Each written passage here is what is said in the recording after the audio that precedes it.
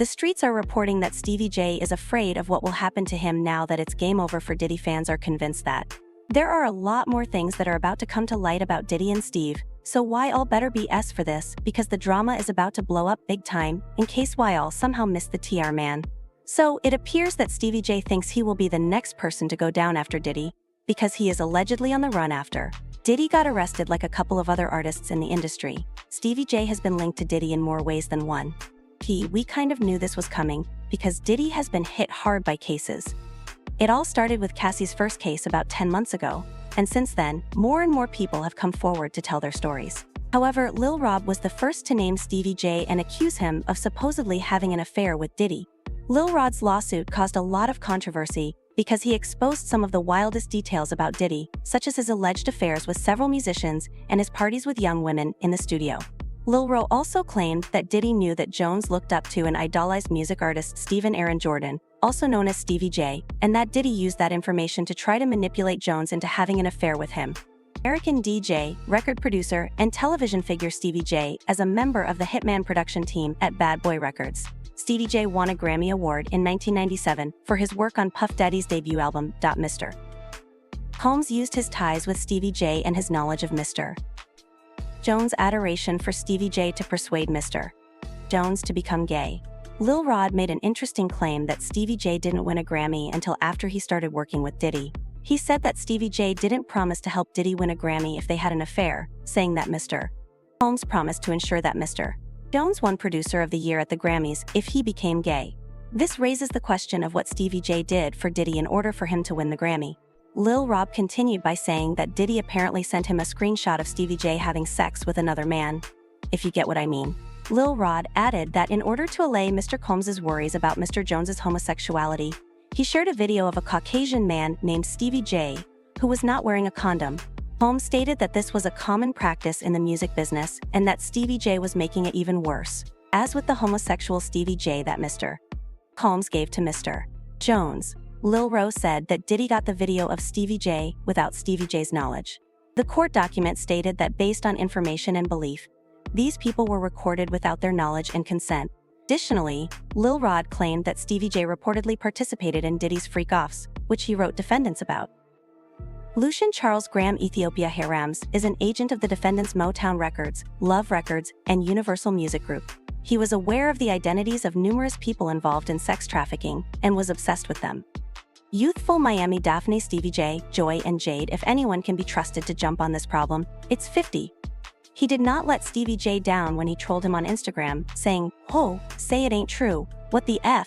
This is a mess," to which Stevie J answered, "Get your money." Though we are aware that this is for entertainment reasons only, Curtis then dared 50 Cent to show up and engage in combat. Shoot the fade.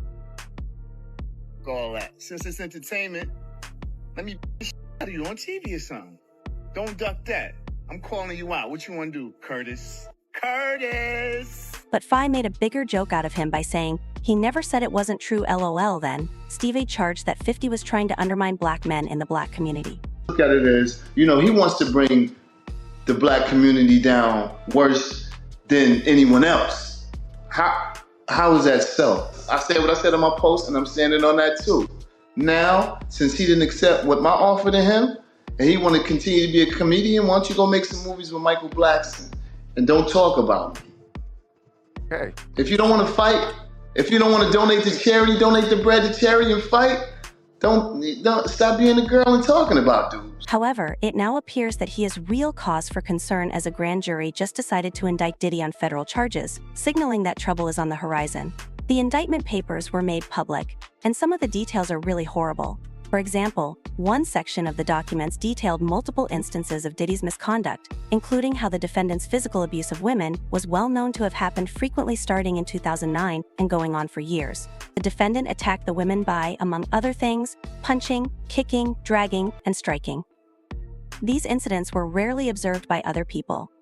One such incident happened in a hotel in Los Angeles in March 2016. It was caught on camera, reported to the public, and involved Combs kicking, dragging, and throwing a vase at a woman who was trying to leave when a hotel security guard interfered.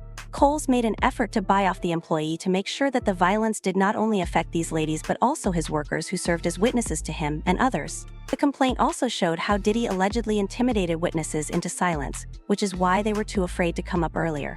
Members and associates of the Combs enterprise, including the Combs security, according to the paper during a search of Coles Miami, Florida, homes in or around March 2024, witnesses and victims were among those who were intimidated and threatened by personnel carrying or brandishing fire on many occasions. Los Angeles authorities in California report seeing 3 fires with vandalized serial numbers. Additionally, it stated that when workers witness someone else endangering Combs' authority or reputation, Combs and other members and associates of the business engage in verbal and/or physical acts of kidnapping and arson, among other threats of financial and reputational harm. A number of people have come forward to offer their views on the matter. And it's just as awful as we initially believed, if not worse, that Combs threw both things at people in addition to hitting, dragging, strangling, and pushing others. And what you see here is the extreme level of predatory behavior, right? This is the extreme of what we see in our investigations, our takedown investigations on True Blue with, predators who come into our stings. This guy is the ultimate groomer, according to this indictment, allegedly, if all these allegations are true. He set it up. He had a fantasy. Then a lawyer gave us a breakdown of how the case is likely to play out in court. Because of the other individuals that were involved, I'm sure you're going to have multiple flipping witnesses. The government generally, approaches these individuals. They say, hey, listen, you can either be on, the defendant's side of the case, which we'll be more than happy to add you to this racketeering charge, or you can be on the state side or government side of the case, and we would give you immunity for XYZ. He further disclosed that several of the people associated with Diddy shenanigans had turned on him and are currently working with the federal government. My understanding is that there was a lot of individuals that were involved. And I think by looking at the indictment and seeing that only Sean Combs is the only defendant currently, who knows if that increases and it gets superseded with a different indictment. But currently there's only one defendant. My guess is that all of those individuals that could have been co-defendants or could have been co-conspirators or could have been involved in a RICO case have flipped on Sean Combs, and they're getting some sort of immunity. Additionally, a defense lawyer gave some insight into the approach that the defense lawyers will use. I'm assuming that if something like this were to go to trial, the defense is going to be, yeah, he's a freak. He's having freak offs. He's a freak, but he's not a criminal. And is sex lube really evidence? I mean, who amongst us that doesn't have a bottle of sex lube can cast the first stone?